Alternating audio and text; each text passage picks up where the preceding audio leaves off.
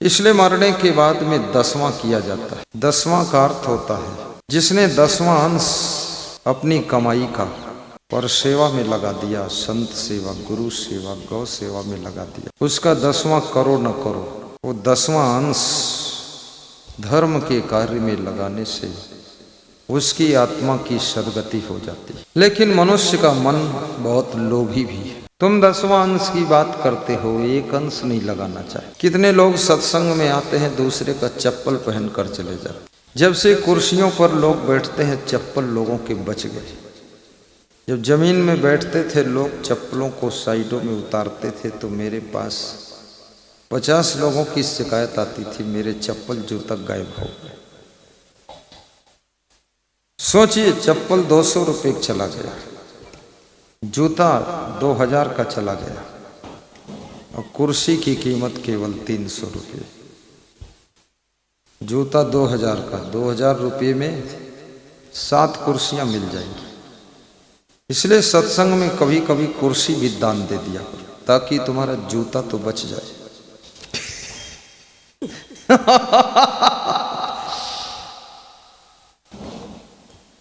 ये जिन कुर्सियों पर आप बैठे हैं, ये सब कुर्सियां राजस्थान में दान मिली थी, कुछ लखनऊ में दान मिली थी। इसमें से एक भी कुर्सी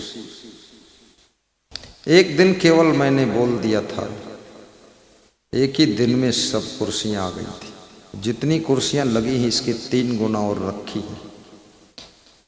श्रोता बढ़ते जाएं, कुर्सियां बढ़ती जाएंगी। तो त्याग पूर्वक संसार के धन को भोगिए।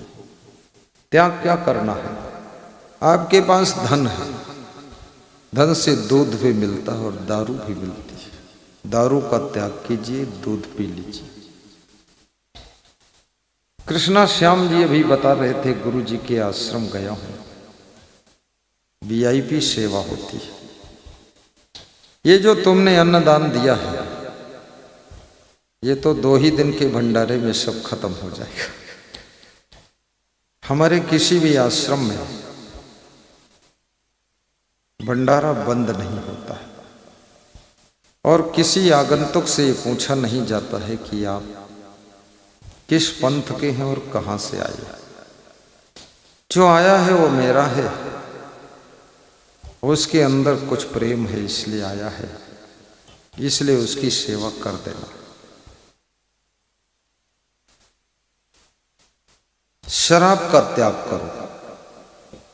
कितने लोग दूध बेचकर दूध के पैसे से दारू खरीद कर पीते।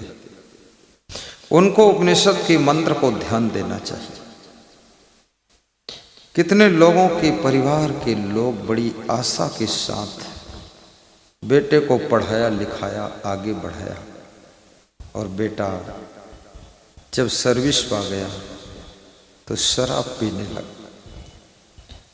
1 पैसा घर में नहीं देता है, दारू पी रहा, ब्रांडी पीता है, इंग्लिश बियर पीता है, अंडरवियर फट गई हो, इंग्लिश बियर पी रहा है। घर के लोगों की चिंता नहीं है। पैसा आपके पास में जब बढ़ता है, सबसे पहले पैसे को बिजनेस में लगाइए। पैसे से पैसा बढ़ाइए। पैसा ऐसी जगह मत इन्वेस्ट करिए जहां पैसा फंस जाए। इसलिए जो बनिया होता है, उसके पास जब पैसा आता है तो पैसा बिजनेस में डालता है। वो पैसे से मकान नहीं बनाता। बनिया किराए के मकान में रह लेगा और पैसा बिजनेस में डालेगा, और बिजनेस से 10 गुना पैसा वापस निकालेगा। लास्ट में जब पैसा बहुत हो जाएगा, तब जाकर वो मकान बनाता है। इसलिए अन्य लोगों को यही समझाना है कि तुम्हारे पास में जब पैसा आता है, तुम तुरंत पैसा मकान में डाल देते, और मकान में जहां पैसा तुमने डाला, पैसा फंस गया। पैसा दौड़ना चाहिए। The running money of success life. आप जिंदगी में सफल होना चाहते हैं, पैसे को दौड़ाइए, आप ज्यादा मत दौड़िए। लोग स्वयं बहुत दौड़ते हैं और पैसे को जाम कर देते हैं। पैसा रनिंग करना चाहिए। कोई कार्य करो, पहले ये सोचो कि इसमें 1 करोड़ डाल रहा हूं तो इससे वापस क्या निकलेगा। तुम कहते हो देखा जाएगा, तो तुम फंस जाओगे। जो होने वाला है वो पहले ही दिखाई देना चाहिए। अर्थशास्त्र के फार्मूलों को भी सीखो और दान करने से मन को बहुत बड़ी प्रसन्नता मिलती। आज मैं देख रहा हूं जितने लोग अन्नदान ले रहे हैं उनके चेहरों में चमक है, और जितने लोग कुछ नहीं लाए हैं उनके चेहरे पर फीकापन है। उनका दिल दबा हुआ है। उनके दिल में हो रहा है कि बड़ा चंडाल निकला, मैं 5 किलो चावल भी नहीं ला पाया। यहाँ ये 50 लोगों ने ला कर रख दिया, गरीब भी लाए, हम नहीं लाए। कितने लोग देख करके सोच रहे हैं सत्संग छूटेगा तब 1 बोरी ला कर यहाँ पहुँचा दूंगा, बाबा के ट्रक तो देर में जाएंगे तो उसी में धर दूंगा और मेरा भी भंडारा बाबा के आश्रम पर हो जाएगा। हमारा आश्रम संन्यास परंपरा का आश्रम है, जहां पर ब्रह्मचारी संत रहते हैं और त्याग वैराग्य से विभूषित तुम्हारे गुरु जी हैं। संयम नियम ही उनका श्रृंगार है, ब्रह्मचर्य ही उनकी असली साधना है, और माया मोह भोग विलास से मुक्त उनका जीवन है। तेन त्यक्तेन भुज्जीता कस्य स्वेद्धनम माग्रद्धा। उपनिषद का ऋषि कहता है धन को भोगो लेकिन धन में आसक्त मत हो।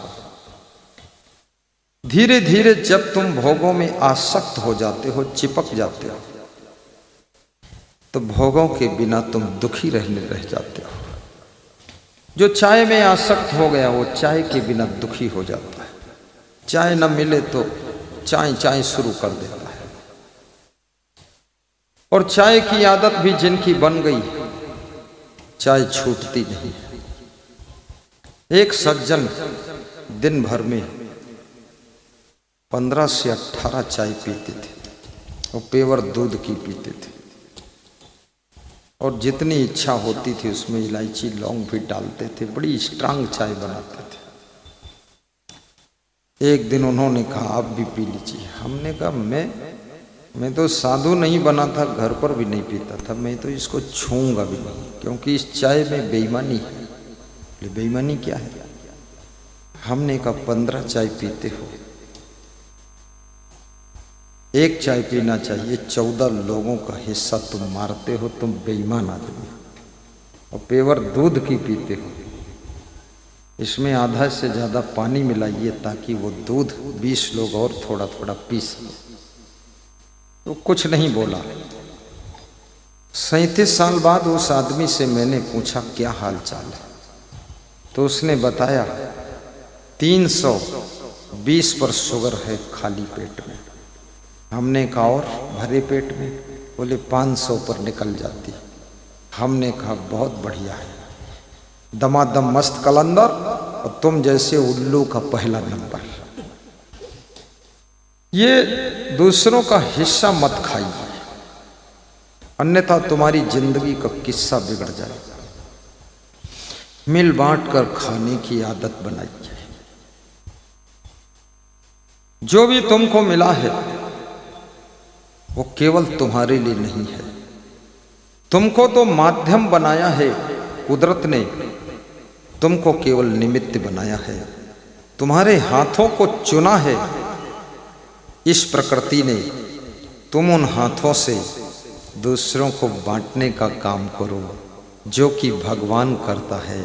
तुम भगवत कार्य के लिए प्रकृति की ओर से चुने गए हो, इसलिए कुदरत ने तुमको तुम्हारी जरूरत से ज्यादा दिया है। अब उस जो ज्यादा दिया है वो दूसरों को बांटकर उनकी सेवा में लगाकर पुण्य को प्राप्त करो, ताकि अगले जन्म में फिर से डबल भाग्य तैयार हो जाए। बोलिए सदगुरु भगवान की जय। जो कुछ लिखा ललाट में सो होए परिणाम, चाहे परे घर रंख के चाहे महीपति धाम। आपके ललाट में जो लिखा हुआ है, ये ललाट मस्तक में लिखा है। मस्तक पढ़ना किसको आता है? पुस्तक पढ़ना तो सबको आता है, लेकिन मस्तक पढ़ना नहीं आता। और जो तुम्हारा मस्तक पढ़ के बता दे तो तुम उसके चरणों में मस्तक भी झुका देते हो कि मेरे भाग्य में क्या लिखा है बता दो। एक ज्योतिषी मरायता ग्राम, जिला झालावाड़, खानपुर तहसील, राजस्थान में मुझे मिला। भक्त श्री माधवलाल, मदनलाल, जगन्नाथ प्रभुलाल के यहाँ मैं ठहरा हुआ था। दूसरी मंजिल पर तो मैंने उसको अपना हाथ दिखाया, टाइम था दिखा दिया। ऐसे हस्तरेखा का मैं खुद ज्ञाता हूँ, लेकिन उस ज्योतिषी को परखने के लिए दिखाया। तो उसने कहा हाथ देखूंगा ही नहीं, ऐसे ही बता दूंगा। तो हमने कहा बता दो। तो बोला कि गाड़ी तुम्हारे लिए हमेशा लगी रहेगी, पैदल अपने मन से चलोगे तो चलना पड़ेगा, बाकी तुम्हारे लिए गाड़ी तैयार खड़ी रहेगी। तो मैंने झूठ बोला उससे। हमने कहा मेरे पास तो गाड़ी है ही नहीं, पैदल चल रहा हूँ। तो उसने कहा झूठ बोले कौवा काटे, काले कौवा से डरियो। तो हमने कहा कैसे जान गए ज्योतिषी जी? बोले मस्तक पढ़ लिया। जिसको मस्तक पढ़ना आता है, पुस्तक ज्ञान लिमिटेड होता है, लेकिन मस्तक का ज्ञान अनलिमिटेड होता है। और मस्तक की रेखा को बदलने के लिए तुमको याद रखना, कुछ परोपकार भी करना पड़ेगा। मैंने सुना है किसी गांव में एक पति पत्नी रहते थे, प्रेम से रहते थे, लेकिन पति जो था वो लालची था, पत्नी संतोषी स्वभाव की थी। जिनमें संतोष होता है उनके पास में सुख होता है। संतोष करने से तुम गरीब नहीं हो जाओगे, और संतोष न करने से तुम राजा नहीं बन जाओगे। ये भी याद रखना। आप सोचो मैं संतोष कर लूंगा तो गरीब हो जाऊंगा, ऐसा नहीं है। संतोष करने से तुम चिंता मुक्त होकर के सुखी हो जाओगे, और संतोष न करने से तुम गरीब भी रहोगे और दुखी भी रहोगे। इसलिए संतोष पूर्वक जीना चाहिए, बाकी खेल तो तुम्हारे कर्म और भाग्य का है। तालियों में दम नहीं, गुरु तुम्हारे हम नहीं, और दिल तुम्हारा गम से भरा हुआ है। इतनी पब्लिक है। जय जय जय। मेरे माता पिता की जय जरूर बोलो, क्योंकि मेरी माँ ने सोचा था कि मेरा बेटा संत बने, और मेरे पिता ने कहा था संत बने हो तो पक्के संत बनो। और मेरी बहन ने कहा था मैं किस्मत वाली हूँ जो मैंने एक महान संत को गोद में खिलाया है। और मेरे भाइयों ने कहा तुम संत बनो, लेकिन किसी से पैसा ले करके उसका उधार उधूर मत रखना। ज़्यादा ज़रूरत होगी तो हम जमीन बेचकर तुमको दे देंगे, लेकिन दूसरे से मत लेना।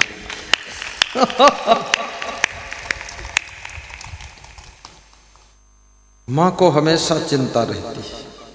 मैंने अपनी माता जी से पूछा दुखी तो नहीं हो? बोले होली दिवाली में दुखी हो जाती हो। क्यों दुखी होती हो? तो उन्होंने कहा इसलिए दुखी होती हूँ कि हम लोग पकवान बनाकर खा रहे हो, तुम पता नहीं क्या खाते हो। मैंने कहा माता जी तुम्हारी होली दिवाली साल में एक बार आती है, और मेरी होली दिवाली 365 दिन लगातार होती है।